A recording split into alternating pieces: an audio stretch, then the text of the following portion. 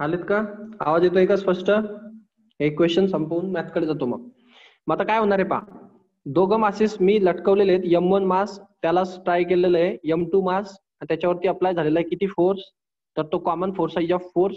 या दोघांचं मिळून जे मास तयार होणार ते होणार आहे M1 प्लस M2. हे टोटल मास आहे तुमचं कॅपिटल मास. आणि याला तुम्ही टाय केलेलं आहे एका रिजिड सपोर्टला. ओके. या केसमध्ये हे तुमचं टोटल मास आहे. फोर्स आपल्याला माहिती आहे, मास आपल्याला माहिती आहे. M1 आणि M2 in terms of F. M1 ची पण व्हॅल्यू माहिती आहे F मध्ये, M2 ची पण व्हॅल्यू माहिती आहे F मध्ये. ती F मधली व्हॅल्यू पाहून घ्या. M1 ची व्हॅल्यू होती F/6 आणि M2 ची व्हॅल्यू होती F/3. या दोघांची प्लस काय होईल? टोटल मास पण काढून घ्या इथं. टोटल मास काय येणार तुमचं? टोटल मास असेल या दोघांची प्लस. M1 म्हणजे F/6 होतं आणि M2 म्हणजे F/3 होतं. दोघांची प्लस करतो मी. काय भेटेल ते? M इज इक्वल टू याचा कॉमन डिनोमिनेटर करा, याला 2 ने मल्टिप्लाय करा म्हणजे तो 6 होऊन जाईल खाली. ओके. समजतंय ना? का वरनं चाललं? समजतं. सो टोटल मास समजतंय इज सर. इक्वल टू इथं 6 झाले म्हणजे हा कॉमन डिनोमिनेटर 6 होईल. हा 2F आणि हा F हा होईल 3F. ओके. दोघांची प्लस होऊन 2F प्लस F 3F आणि 3 वजा 3 3 टू 6. सो तुम्हाला टोटल मास भेटणार F/2. ओके. ओके. हो सर. हो सर. आपल्याला आपली कंडिशन अशी पहा, हे M1 मास आहे, याला टाय केलेलं आहे M2 मास आणि याच्यावर लावलेला F फोर्स आणि आपल्याला जे टोटल मास भेटलं या दोघांची प्लस ती भेटलंय F/2. आपण काढून घेतली दोघांची प्लस करून. ओके. आपल्याला फोर्स F आहे, हे पण F मध्ये दिलाय म्हणजे आपण डायरेक्ट फॉर्म्युला वापरून आपल्याला ऍक्सेलरेशन पाहिजे. मग force is equal to mass into acceleration आपला फॉर्म्युला असतो. या ठिकाणी आपल्याला ऍक्सेलरेशन पाहिजे म्हणजे आपला फॉर्म्युला होईल फोर्स अपॉन मास म्हणजे ऍक्सेलरेशन तयार होईल. तो फॉर्म्युल्यात टाका. सो फोर्स किती तुमचा F फोर्स आहे. ओके. आणि तुमचं मास किती आलेलं आहे टोटल? F/2. ओके. ओके. हो sir. F get cancel. So तुम्हाला आन्सर हा 2 वरती जाईल. सो तुम्हाला आन्सर काय भेटेल? 2. क्लिअर?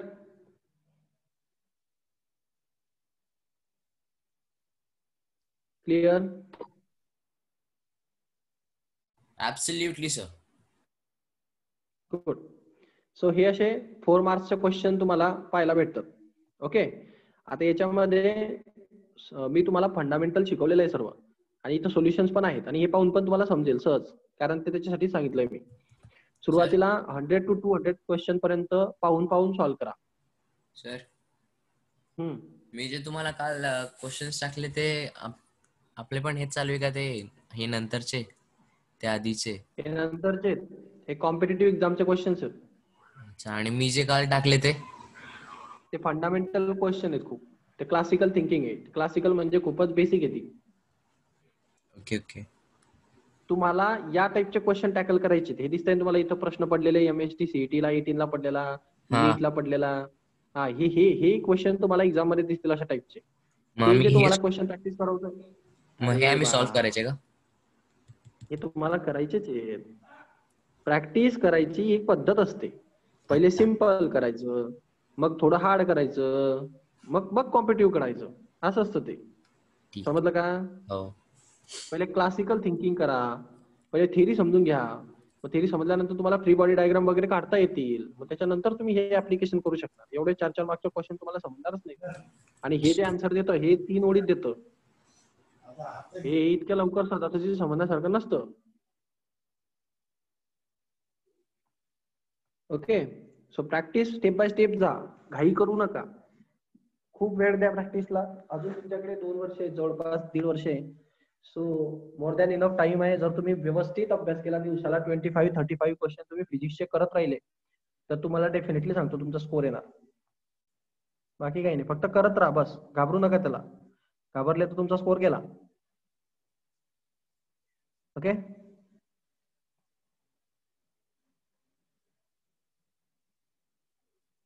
आता ते आपण याच्याकडे जाऊ, मॅथ्सकडे.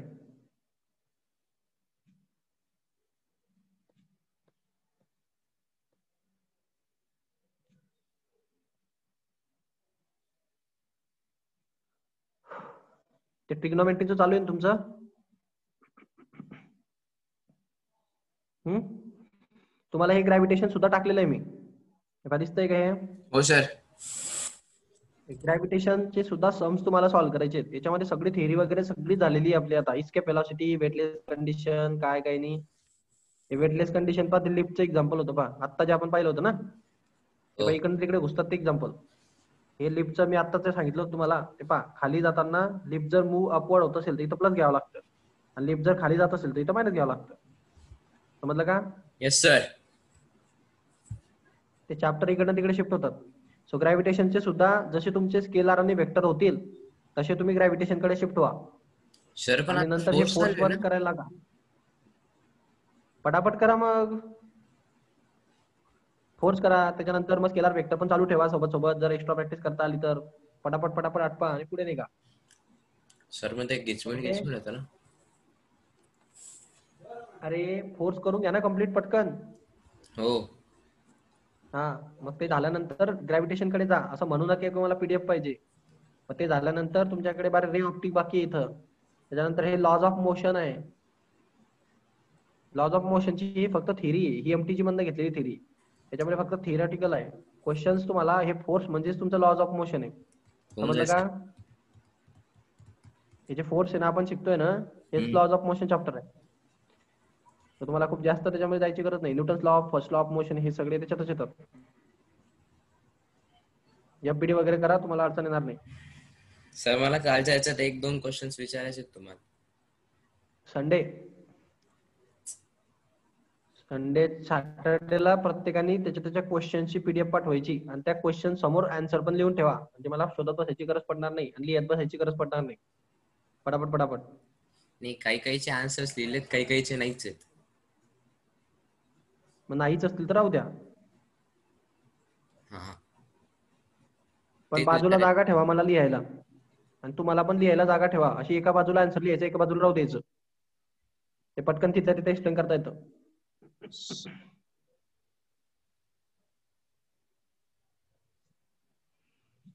ट्रिग्नोमेट्री मध्ये काही अडचणी येत आहेत का जास्त?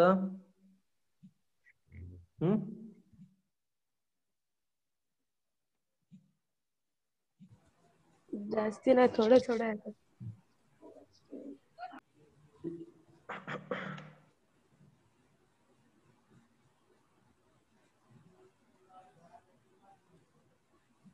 हे नाही घेतलं गेलं पाहिजे, हे घेतलं मला होते.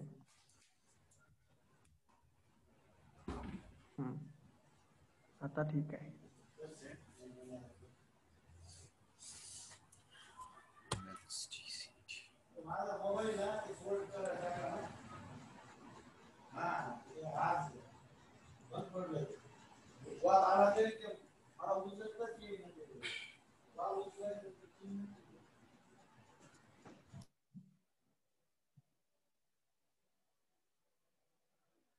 दिसते स्क्रीन?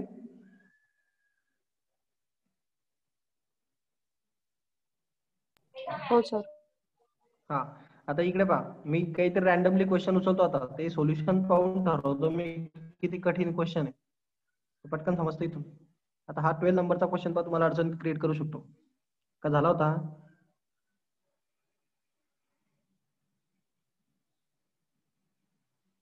क्वेश्चन? सर हे झाला होता. ट्रिग्नोमेट्री प्रॅक्टिस लागते ना, आणि फॉर्म्युला लर्न्स पाहिजे ना बस. फॉर्म्युले लर्न करायचे, प्रॅक्टिस करायची चांगली, हा म्हणजे ते जमेल. याच्यामध्ये पुढे मागे नंबर झालेले तर पीडीएफ चे, सो तेवढं जरा क्वेश्चन पाहून काम करा.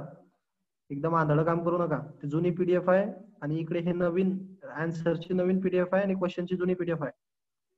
त्यामुळे ते गडबडून जाते कधी कधी. ओके, सो क्वेश्चन पाहून काम करायचं थोडंसं. वाटलं म्हणजे तिथं क्वेश्चन आन्सर वरून समजतं आपल्याला की हा कुठल्या नंबरचं, म्हणजे काहीतरी संदर्भ असतो त्याचा, काहीतरी सारखं सारखं दिसतं.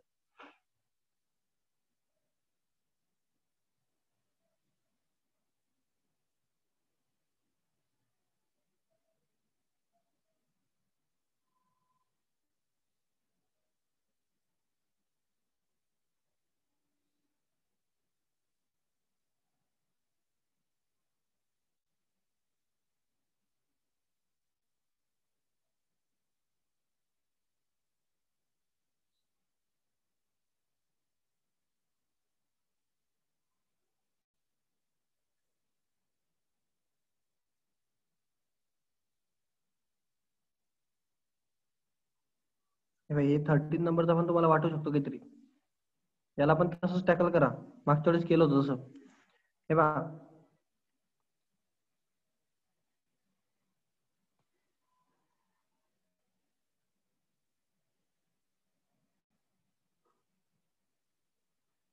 थर्टीन म्हणजे याच्या हिशोबाने तो 14 आहे. 2-1 वेळेस पडलेला आहे तो क्वेश्चन.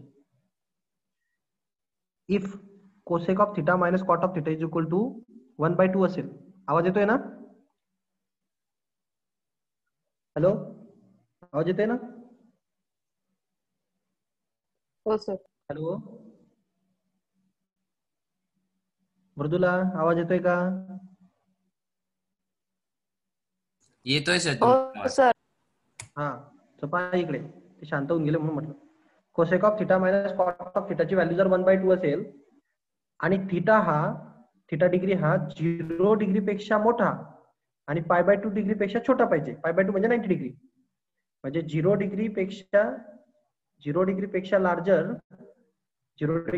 लार्जर थिटा पाहिजे आणि 90 डिग्री पेक्षा छोटा थिटा पाहिजे, असा थिटा. ओके, म्हणजे कोणता क्वाड्रंट आला हा? फर्स्ट क्वाड्रंट, बरोबर ना? हो सर. हॅलो, हा. आता पुढे पहा मग. तर मग कॉस ऑफ थिटाची व्हॅल्यू काय असेल? कॉस ऑफ थिटाची पाहिजे हा मला. जर हे असं असेल आणि हा क्वाड्रंट फर्स्ट क्वाड्रंट मध्ये असेल तर ऑब्विसली आता विषय असा आहे, जर कॉस ऑफ थिटाची व्हॅल्यू पाहिजे तर फर्स्ट क्वाड्रंट मध्ये हे तर कन्फर्म आहे की नाही? बरोबर, हे कन्फर्म आहे की नाही? फर्स्ट क्वाड्रंट मध्ये येतो. हॅलो, हो सर. हे समजलं का तुम्हाला? तो फर्स्ट क्वाड्रंट मध्ये काय आला? थिटाची व्हॅल्यू π/2 पेक्षा छोटी आणि 0 पेक्षा मोठी, म्हणजे फर्स्ट क्वाड्रंट आहे. 90 डिग्री पेक्षा छोटा आणि 0 पेक्षा मोठा, असं फर्स्ट क्वाड्रंट. फर्स्ट क्वाड्रंट मध्ये सर्व व्हॅल्यू पॉझिटिव्ह असतात, बरोबर? हो बरोबर, सर. म्हणजे कॉस ऑफ थिटा पण पॉझिटिव्हच आला पाहिजे, बरोबर? बरोबर ना? हो सर. म्हणजे हा कॅन्सल, म्हणजे 2 ऑप्शन इथं संपले. याचा विचार करायची गरज नाहीये. म्हणजे तुम्ही 50% टोका मारू शकतात. समजा नाही समजलं तर एवढं डोकं तर लावूच शकतात तुम्ही तिथं. आता समजा हा ऑप्शन किंवा हा ऑप्शन असेल, कॉस ऑफ थिटाची व्हॅल्यू इथं सबस्टिट्यूट करणार. आता काय करायचं, तुम्हाला यांची व्हॅल्यू 1/2 आणायची, बरोबर? यांची व्हॅल्यू 1/2 आणायची. तर तुम्ही थोडस ट्रिग्नोमेट्रिक टेबलचा पण वापर करू शकता. ओके, म्हणजे कसा? आता ते कसं आहे, ट्रिग्नोमेट्रिक टेबल प्रत्येक वेळेला तो उभे होईलच तशातला भाग नाही, समजा वेगवेगळा पण असू शकतो. पण तुम्ही जाऊ द्या, तुम्ही फॉर्म्युल्याचाच वापर करा, ते जास्त स्मार्ट वर्क होऊन जाईल. अजून तुम्ही म्हणणार असं काय केलं?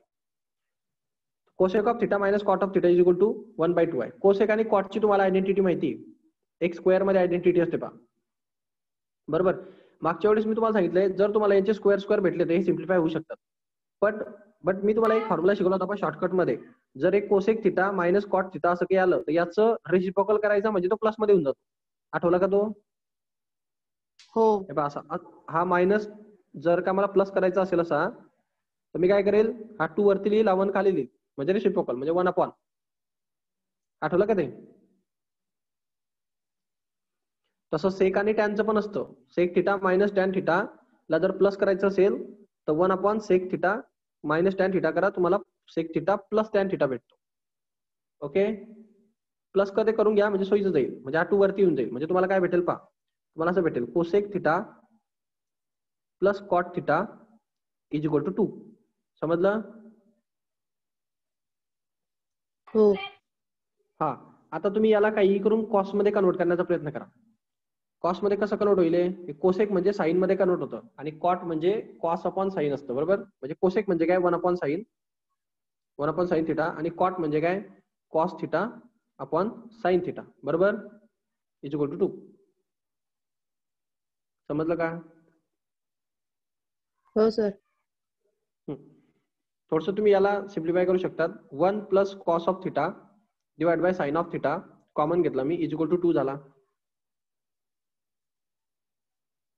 ओके,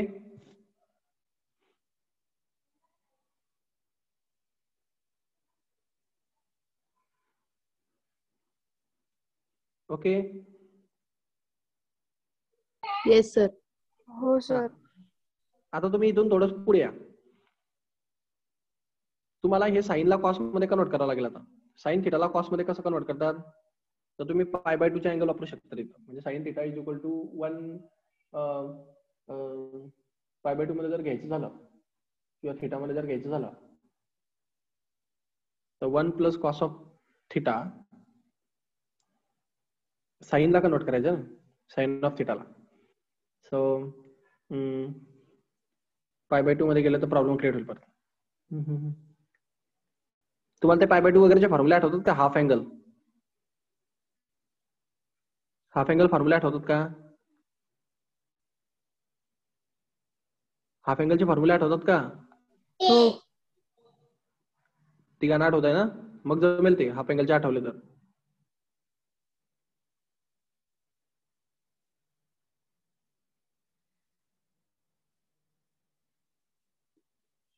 पण तरी पण त्याला कॉस्ट मध्ये कन्वर्ट करणं जरा कठीण जाईल. त्यापेक्षा दुसरा ऑप्शन वापरता येईल. समजा साइन घेतला इकडे 1 plus cos of theta is equal to 2 sine of theta येईल तसा. त्याच्यामध्ये कॉस थिटा पाहिजे, सो हा 1 इकडे मायनस करा. म्हणजे आपल्याला काय भेटेल? आपल्याला असं भेटेल पा, आपल्याला असं भेटलंय पा 1 plus cos of theta is equal to 2 sine of theta. तो साइन ऑफ थिटा इकडचा इकडे मल्टिप्लाय करून घेतला. मला जर कॉस ऑफ थिटा पाहिजे, कारण मला कॉस थिटाची व्हॅल्यू काढायची. मी हा 1 इकडे मल्टिप्लाय करून घेईल, मायनस करून घेईल. सो मला भेटेल cos of theta is equal to 2 sine of theta minus 1. Okay.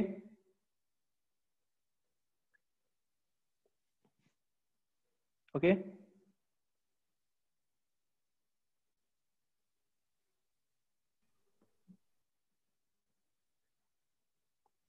आणि 2 साइन ऑफ थिटा मायनस 1 ची व्हॅल्यू ही कॉस ऑफ थिटा एवढी येते.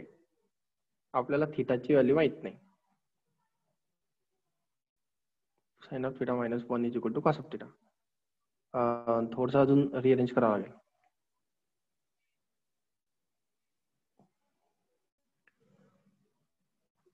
ट्रिग्नोमेट्रीचा formula 2 sine square theta minus 1 होता. 2 sine square theta minus 1 is equal to cos of theta. मग sine square theta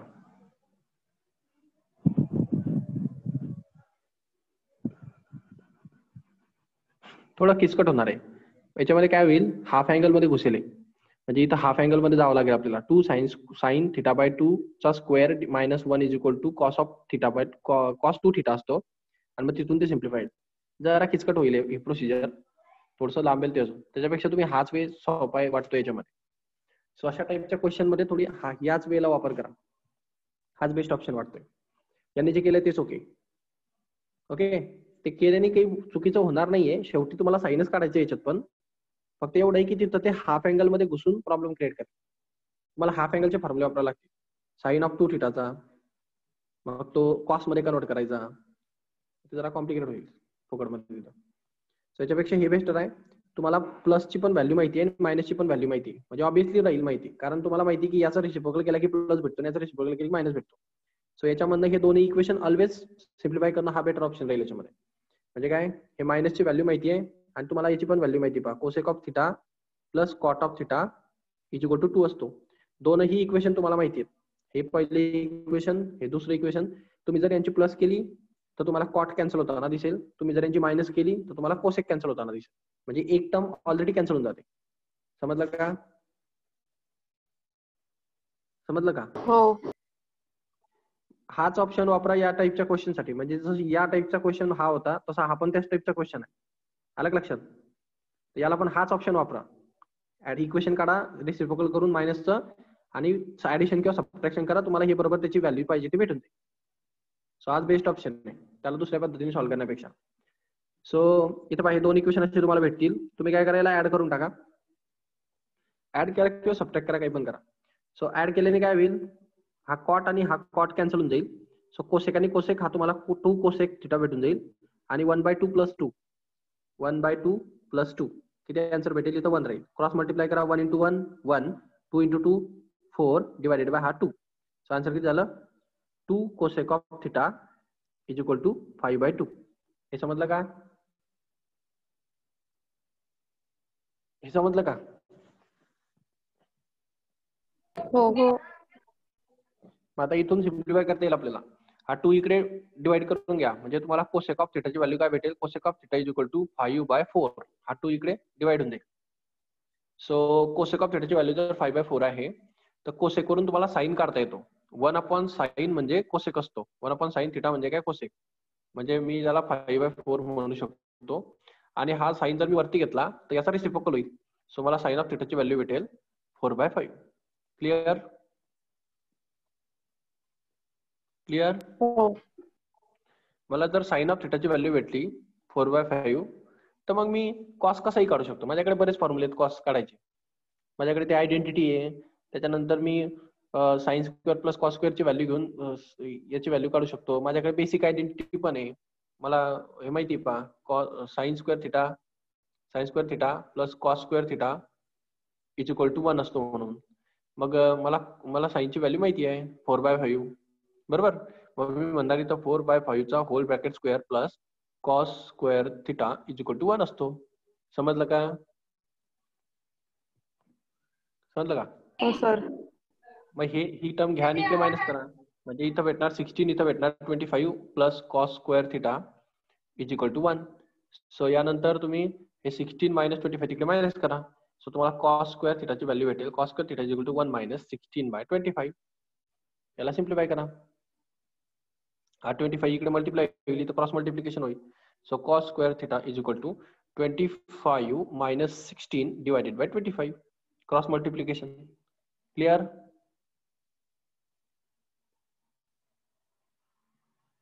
clear?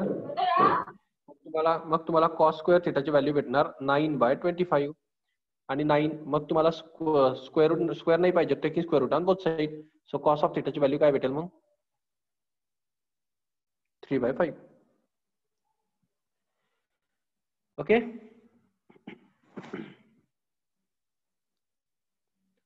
Okay?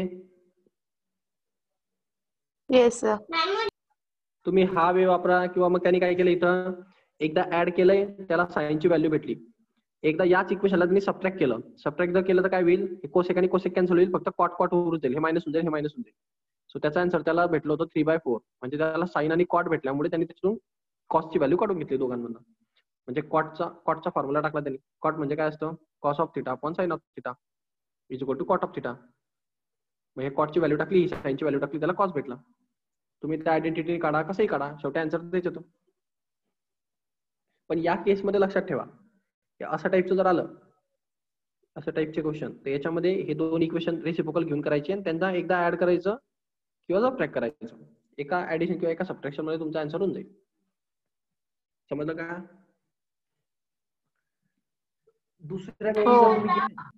दुसऱ्या वेळी जर तुम्ही गेले तर तुम्हाला हाफ अँगलच्या फॉर्म्युल्यामध्ये घुसावं लागेल.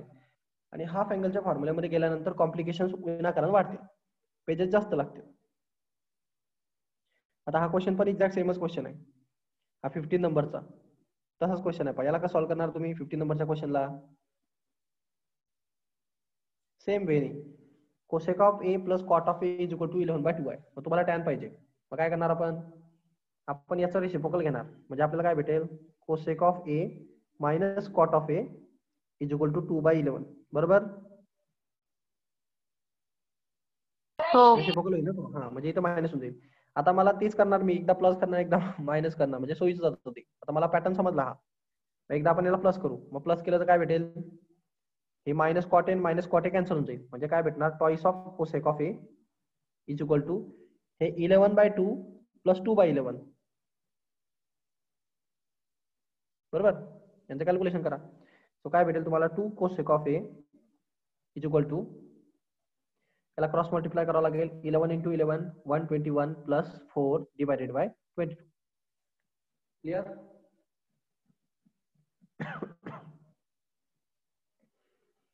सो त्यानंतर आन्सर सॉल्व्ह करा. तुम्हाला भेटणार पहा कॉस ऑफ ए ची व्हॅल्यू, कॉस आहे की काय ते? कोसेक ऑफ ए ची व्हॅल्यू भेटणार 121 प्लस 4 125 डिवायडेड बाय हे 2 इकडे डिवाइड होतील. सो हे 44 होऊन जाते. Okay okay. Yes sir. So हे कोसेक आहे. मला साईनची व्हॅल्यू काय भेटेल? या कोसेकच्या एक्झॅक्ट ऑपोजिट असतं साईन. म्हणजे मी जर साईन ऑफ ए म्हटलं तर हे रेसिप्रोकल होऊन जाईल 44 वर आणि 125 खाली. ही साईनची व्हॅल्यू आहे. समजलं? समजलं? हो सर. आता ही साईनची व्हॅल्यू आहे आणि तुम्हाला टॅन काढायचं होतं. आता इथल्या इथून पण तुमचा आन्सर क्लिअर होऊ शकतो. तुम्हाला साईनची व्हॅल्यू काय भेटली होती?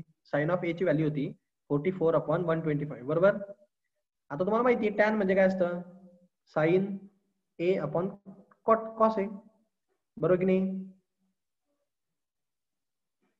बरोबर की नाही? हो. तर ऑब्विसली या साईनचा जो न्यूमरेटर आहे तो वरती असला पाहिजे. 44 न्यूमरेटर असला पाहिजे टॅनचा. हे डाऊट याच्यात समजलं का? नाही. हा 25 कॅन्सल होणार आहे कॉस्टच्या डिनोमिनेटर सोबत, कारण तो हायपोटेनियस असतो. हायपोटेनियस याला पण असतो ना खाली, 125 याला पण येईल खाली. हा 44 न्यूमरेटर असला पाहिजे की नाही त्यांचा? हे समजलं का तुम्हाला? हा 44 न्यूमरेटर येईल त्यांना. हो सर. साइन न्यूमरेटर मध्ये मग तोच ऑप्शन कटतो. जर साइनचा न्यूमरेटर 44 आलाय तर मग टॅनचा पण न्यूमरेटर 44च असायला पाहिजे ऑब्विसली. सो या ऑप्शन मध्ये फक्त 44 एकाच ऑप्शन मध्ये. आलं का लक्षात? खालचं सॉल्व्ह करायची गरज नाही. असं थोडंसं स्मार्ट वर्क पण ठेवा आणि थोडंसं टॅलेंट ठेवा. अशा तिन्ही गोष्टी लागतात तिथं. स्मार्ट वर्क, टॅलेंट, मग म्हणजे तुम्हाला रट्टा पण मारता आला पाहिजे, तुम्हाला स्मार्ट पण राहता आलं पाहिजे, तुम्हाला टॅलेंटेड पण असावं लागतं. तेव्हा ते कॉम्पिटिटिव्ह एक्झाम जमते. असं तिन्ही चारही गोष्टी कराव्या लागतात. दॅट टाइम तुम्ही एबल होतो. आता ह्या टाईपचे क्वेश्चन पण त्याच पॅटर्न मध्ये बनणारे क्वेश्चन आहेत. आपण तोच क्वेश्चन आहे, same pattern. Sec theta plus tan theta equal to P, तर मग टॅन थिटाची व्हॅल्यू काय असेल? सेम पॅटर्नचा क्वेश्चन आहे. ओके. आपण तोच पॅटर्न आहे. पॅटर्नच एक डायरेक्ट हा तसेच पॅटर्न सॉल्व्ह करायचं. आता याला कसं सॉल्व्ह करणार तुम्ही? खूप सोपं आहे पहा. Tan of theta plus sec of theta is equal to e raise to x असतं. मग जर का मी tan of theta minus sec of theta केलं तर 1 upon e raise to x होईल की नाही? रेसिप्रोकल म्हणजे 1 upon e raise to x म्हणजे काय? E raise to minus x. समजलं का? हो. आता हे दोन्ही इक्वेशन होते. या समजा मी जर प्लस केली तर काय होईल? टॅन आणि टॅन हे सेक प्लस आणि सेक मायनस कॅन्सल होऊन जाईल. So twice of tan theta is equal to तुम्हाला काय भेटेल? इज इक्वल टू तुम्हाला भेटेल e raise to x plus e raise to minus x. Okay okay. हो. त्यानंतर टॅन ऑफ थिटाची व्हॅल्यू काय भेटेल? Tan of theta is equal to e raise to x plus e raise to minus x divided by 2 म्हणजे tan of थिटाची value ही. त्याने तुम्हाला काय काढायला सांगितलंय? कॉस काढायला सांगितलंय. आता नीट लक्षात घ्या पहा. जर तुम्हाला टॅन ऑफ थिटाची व्हॅल्यू माहिती आहे, tan of theta is equal to काय आहे? E raise to x minus e raise to x plus e raise to minus x divide by 2 हे टॅन ऑफ थिटा आहे. टॅन ऑफ थिटा म्हणजे काय असतं? Sine upon cos. बरोबर की नाही? हो. हा म्हणजे आता याच्यात स्वाभाविक गोष्ट आहे की साइन अपॉन कॉस म्हणजे ही व्हॅल्यू आली पाहिजे ही समोरची. याच्यामध्ये जर मी कॉस काढायचं म्हटलं तर मला काय करावं लागेल? रेसिप्रोकल करावं लागेल ना. म्हणजे हा 2 वरती घ्यावा लागेल आणि हे खाली घ्यावं लागेल. बरोबर की नाही? हा कॉस काढायचा की नाही मला? हा वरती पाहिजे ना मग न्यूमरेटर मध्ये, तेव्हा आता निघेल ना तो. मी रेसिप्रोकल करतो म्हणजे मी काय करतो? Cos of theta divide by sine of theta is equal to याचा पण reciprocal 2 upon e raise to x minus e raise to x plus minus e raise to x. बरोबर? असा आन्सर येईल की नाही ते? समजलं का? आता मला सांगा साधी गोष्ट याच्यामध्ये, जर कॉसची व्हॅल्यू काढायची असेल, हा साइन इकडे मल्टिप्लाय करावा लागेल. साइन मल्टिप्लाय होऊन सुद्धा हा 2 वरतीच राहील की नाही? काय होईल? जास्तीत जास्त ई रेज टू एक्स आणि ई रेज टू एक्स वगैरे काहीतरी कॅन्सल होईल. दुसरं काय होणार आहे? पण हा 2 तर वरतीच राहील की नाही? हॅलो, समजतंय का मी काय विचार करतोय ते? प्रत्येक गोष्ट सॉल्व्ह करायची गरज असते. थोडंसं लॉजिक लावायचं. कॉस ऑफ थिटाची value 2 upon e⁻x plus e⁻x येते. कॉस थिटा अपॉन साइन थिटाची व्हॅल्यू. तुम्ही साइन थिटाची व्हॅल्यू टाकल्यानंतर काही ना काहीतरी सिम्प्लिफिकेशन होईल, पण या याच्यासोबत होईल ते. या तुझा काय संबंध आहे का त्याच्यामध्ये? काही येणार नाही. सो हा 2 वरतीच नाही. राहणार आहे. असा कुठला ऑप्शन आहे की ज्याच्यामध्ये 2 वरती दिसतोय तुम्हाला? कुठला ऑप्शन आहे? बी. ऑब्विसली बी आन्सर असणार. समजलं? हो. हा, म्हणजे काय असतं, पुढच्या 2-4 स्टेप करायची गरज नाहीये. थोडस स्मार्ट वर्क करा, 2-4 स्टेप वाचून जातात, टाइम वाचतो, सगळं वाचतं. प्रॅक्टिस करताना अशीच प्रॅक्टिस करायची. ओके. हा क्वेश्चन पण सेम त्याच टाईपचा क्वेश्चन आहे. Sine theta plus cos theta is equal to 1 असेल तर मग साइन थिटा कॉस थिटा काय असेल? आता याच्यावर बरेच क्वेश्चन विचारले गेले या टॉपिकवर कॉम्पिटिटिव्ह एक्झाम मध्ये. सो हा टॉपिक तुम्हाला करायचाच आहे चांगल्या प्रकारे. स्किप करतो झाला मग मी आता. ओके. आता हे पहा, हा 19 नंबरचा एक वेगळा काहीतरी क्वेश्चन वाटतोय पहा, की 3 साइन ऑफ थिटा आणि cos of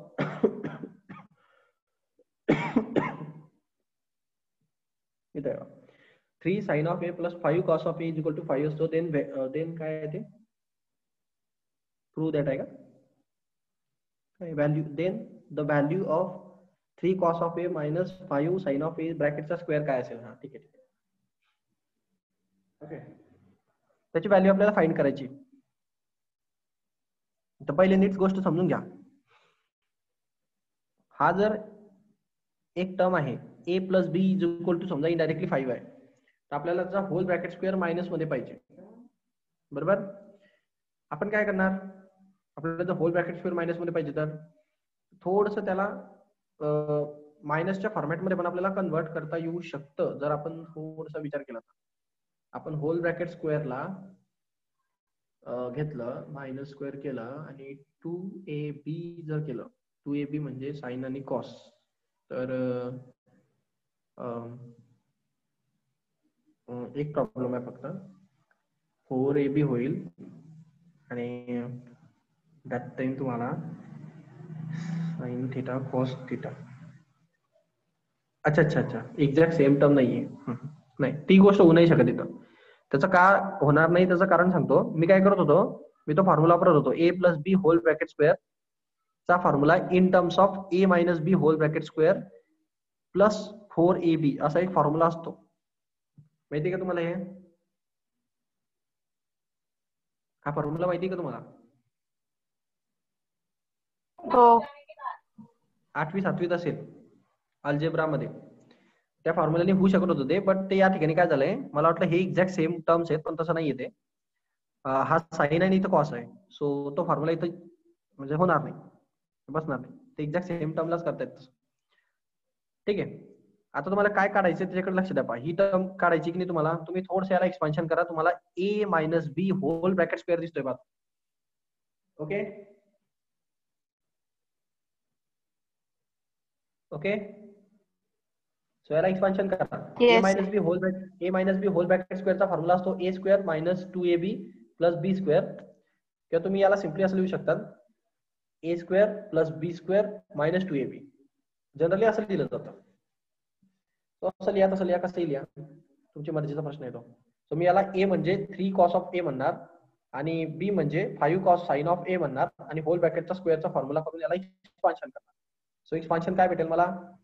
3 cos of a whole bracket square plus 5 sin of a whole bracket square minus 2 into a म्हणजे काय? 3 cos of a आणि b म्हणजे काय? 5 sin of a. हे समजलं? हो. समजलं? हा, मग आता याला एक्सपान्शन करा. हे 3 चा स्क्वेअर, हा 9 sin स्क्वेअर a प्लस हा इथं 5 चा स्क्वेअर 100 नाही 25 साइन स्क्वेअर ए, इथं कॉस स्क्वेअर येईल, कॉस स्क्वेअर ए आणि मायनस हे 2 इंटू हे 3 इंटू हे 5 किती झाले? 90 नाही 30. So 30 30. Sine theta sine of A cos of A असं तुम्हाला भेटेल. हे तुम्हाला इथं दिसतंय बघा, इथं दिलंय त्याने आन्सर. समजलं का? हो. समजलं का? हा, तर मग आता काय होईल पहा, याच्यातनं हे साइन कॉस स्क्वेअर ए आणि साइन स्क्वेअर ए यांची जर प्लस झाली, तर आपल्याला 1 आन्सर घेता येतो. आपल्याला हा फॉर्म्युला माहिती आहे, बरोबर की नाही? त्याच्यातनं की कॉमन निघतं का पहा, आता कॉमन काही निघत नाही. 9 आणि 25 मध्ये कॉमन वगैरे निघत नाही, सो ते प्लस होणं काही शक्य नाही इतक्या लवकर. ओके, मग आपण काय करू शकतो जास्तीत जास्त, आपण थोडस याला रिअरेंज करू शकतो.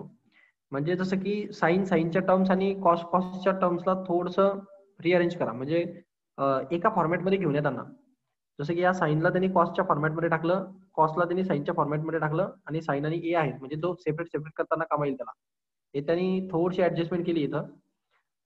कॉस स्क्वेअर ए ला मी असं लिहू शकतो का, sine square theta plus cos square theta is equal to 1 असतो, बरोबर? तर मला जर कॉस स्क्वेअर थिटा पाहिजे असेल तर मी कॉस स्क्वेअर थिटाचा फॉर्म्युला काय घेईल, in terms of sine 1 minus sine square theta, बरोबर? हो. बरोबर. आणि जर मला साइन स्क्वेअर पाहिजे असेल तर मी काय घेईल, sine square theta is equal to 1 minus cos square theta. Okay, हो. तर त्यांनी हे कॉस स्क्वेअर थिटाच्या जागी 1 minus sine square theta substitute केला, साइन स्क्वेअर थिटाच्या जागी 1 minus cos square theta substitute केला, आणि याला ऍज इट इज राहू दिले. Okay okay. हो. हो सर. आफ्टर दॅट त्याच्यानंतर काय झालंय बा, हा 9 मध्ये शिफ्ट करून घेईल तो, आणि 25 पण म्हणजे 9 मध्ये घुसवला तर इथं 9 भेटून जाईल, आणि याला 9 साइन स्क्वेअर येऊन जाईल. 25 मध्ये घेतला तर इथं 25 येऊन जाईल, आणि इथं पण 25 कॉस स्क्वेअर येऊन जाईल. याचा बेनिफिट काय होईल त्याला, ते टर्म साइन स्क्वेअर आणि कॉस स्क्वेअरची टर्म सेपरेट होईल, आणि ते पुन्हा कॉम्बिनेशन मध्ये येईल. म्हणजे पहा थोडंसं किचकट झाले, हे 9 आणि हे 25 मिळून हे 34 झालेले आहेत, आणि हे जे मायनस साइन स्क्वेअर आहे आणि हे जे मायनस 25 कॉस स्क्वेअर आहे, तर मायनस साइन मी कॉमन काढलंय बाहेर, त्यामुळे ते प्लस झाले मध्ये, आणि हे जे मायनस होतं हे पण प्लस मध्ये कन्वर्ट झालं. समजलं का? हो. ओके, त्यानंतर पुढे पहा, हा जो आहे हा त्याला परफेक्ट फॉर्म्युला भेटतो पहा, ए स्क्वेअर प्लस बी स्क्वेअर प्लस 2ab होतो का ऍडजस्ट? का बरं, ए स्क्वेअर म्हणजे काय, 3 साइन ऑफ ए चा whole bracket square plus 5 cos of A चा whole bracket square is equal to पहा प्लस 2 ए म्हणजे काय 3 साइन ऑफ ए, आणि बी म्हणजे काय 5 कॉस ऑफ ए. मॅच होतं का ते पहा बरं. 3 साइन स्क्वेअर आहे म्हणजे 3 चा 9 साइन स्क्वेअर आहे, 25 कॉस स्क्वेअर आहे, 5 इंटू 3 इंटू 2 म्हणजे 30 साइन आहे कॉस आहे. चालेल की नाही मॅच ते? झालं ना? हा फॉर्म्युला कशाचा असेल, हा होल ब्रॅकेट स्क्वेअरचा आहे, म्हणजे 3 sine of A plus 5 cos of A whole bracket स्क्वेअरचा फॉर्म्युला आहे हा. म्हणजे ही जी टर्म आहे ही होल ब्रॅकेट स्क्वेअर असेल की नाही याची, समजलं का?